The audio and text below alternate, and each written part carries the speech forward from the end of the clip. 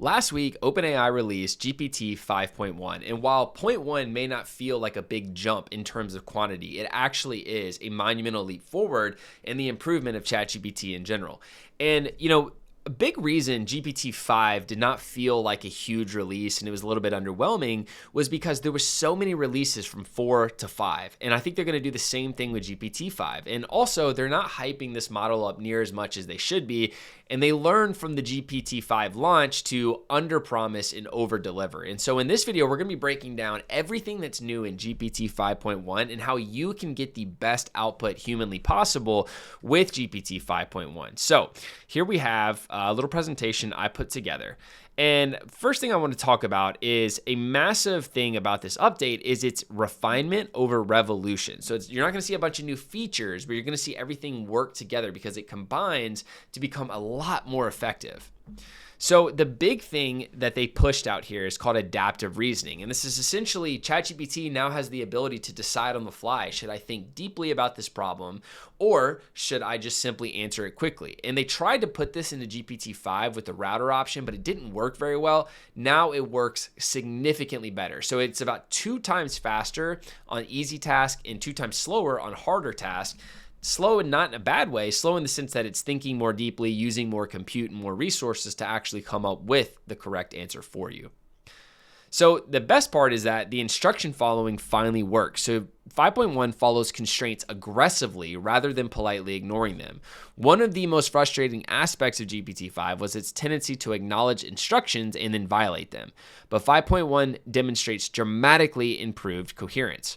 So here's a little example from a real world test. So we have summarized The Lion King in exactly 4 sentences, clear for a 7-year-old with no sentences starting with Simba or the. So the GPT-5 result violated the rule about starting with the, but the GPT 5.1 result followed all constraints perfectly, and I have to add they also eliminated the em dash if you ask it not to include the em dash. So coding and math had a big accuracy breakthrough.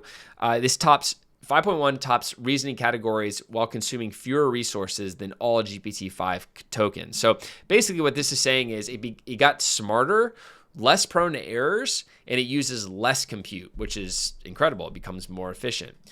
A huge thing here is that it's a lot more conversational. So it's a bit of a return to the 4.0 version. So GPT-5 was respectful, but it felt distant, whereas 5.1 is natural, authentic, talks like it actually heard what you said.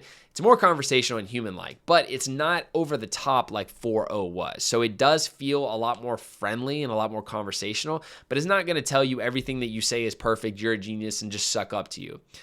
That's an important distinction in my opinion. Now, a really cool update here is that there are 8 personality presets. So now you can tone GPT to act how you want it to act. Before, you could sort of do this with custom instructions, but now the team at OpenAI went and created these 8 different personality presets that you can use in order to have it respond to you in the way that you want. I am personally doing efficient, and it's fantastic, but you can just choose if you want friendly, if you want the default, if you want professional. I don't like emojis. I don't like a lot of extra nonsense. I just want my answers and I want them easy to digest and to understand without having to, really shift through all this unnecessary text. As I was just saying, it also has smarter resource allocation. So GPT-5 thinking had a problematic habit of overthinking simple tasks. And, it took too long. It was too bulky. It didn't work well. So now it has adaptive allocation. So like I was saying, it's faster routine work and it's very thorough for complex problems.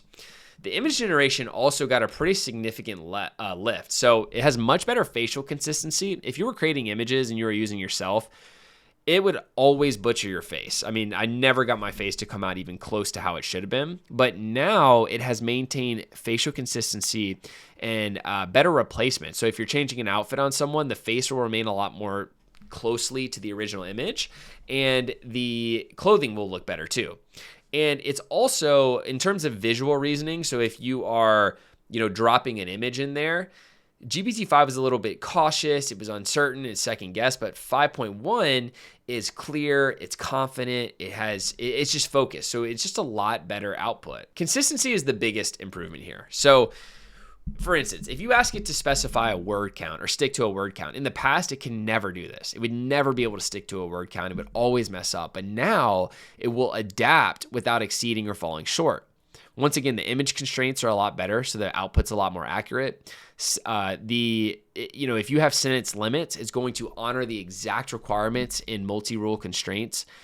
And it'll manage tone with noticeable finesse, just meaning it's a lot more human-like. It feels a lot more like a person. And so ultimately, these are all little things in themselves, but they accumulate across to become substantially more reliable. And so the model has evolved from one that delivers strong performance with frustrating lapses to one that you can just depend on a lot more. And it also, I thought this was super interesting. So it admits when questions are vague. So GPT-5 would infer way too much. It would just kind of make assumptions that it shouldn't have made. And what it would have, the output would just not be as good. Whereas GPT-5.1 will say, your question is underspecified. Do you want X or Y? And it doesn't hallucinate. Instead, it will ask you to clarify and add constraints if it's unsure about what it is that you want. I thought this was super, super cool. Now, the technical specifications, for those that care, this actually matters a lot. It might not matter to you, but it does matter a lot. So the context window is up significantly, which is huge. Context window is basically how many different things GPT can process at once as it's giving you an answer to your question. And anytime you get a context boost, the models are going to perform a lot better. GPT-5 is a massive context boost from 4 was big from 3, and so on and so forth. So this is already available. This is already available to everyone. You should already have it in your GPT. If you don't, then check, but it should already be in there. But what are the big takeaways, right? Like, what are the main things that we can be excited about with GPT 5.1? Well, for technical work, it's much better for coding, data analysis, and technical writing that requires precision. And it follows instructions a lot better, which to me is one of the most important things. The 8 personality presets are really cool, in my opinion. The way that it allows you to decide how you want GPT to interact and to speak with you, I think that's important. It feels more pleasant to talk to because it feels more human. So it's a lot more like you're actually chatting to another person. The adaptive thinking, incredibly important. You don't have to worry too much if you select thinking versus instant because it will be able to reason that better, give you fast answers quick, and think more deeply about important complex questions. And lastly, it'll admit when it's uncertain. It'll ask you, hey, can you clarify this? What did you mean by that? Do you want this or do you want that?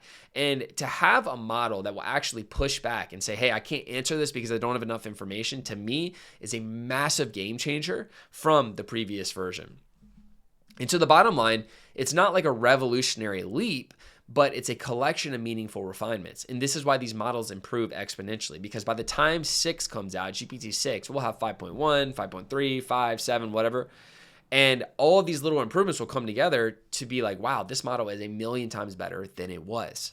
And that is the power that we have when it comes to these model upgrades. They don't need to be a giant leap forward at once. It can simply be, incremental improvements over time. And so, the company OpenAI, they're facing complex challenges by balancing different user needs. They want to make AI engaging enough for widespread use. They want to serve 800 million plus monthly users. They want to avoid behavior that becomes harmful. They want to navigate scrutiny from lawyers and regulations, but they also want to make this an efficient tool that has unlimited access to everything that you need. So 5.1 is a big leap forward in basically walking the tightrope between these different demands because they're all over the map. And so this is unprecedented scale. Almost no business has faced this before, and they're really trying to walk this thin line, and it's very, very difficult.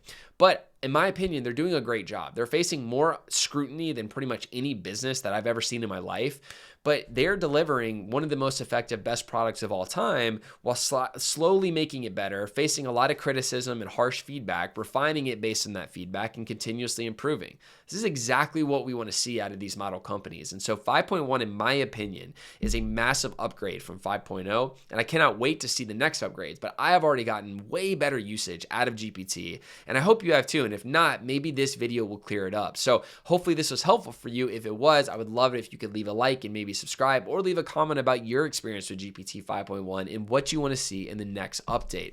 I really appreciate your time checking this video out. I truly hope it was helpful, and I will see you in the next one.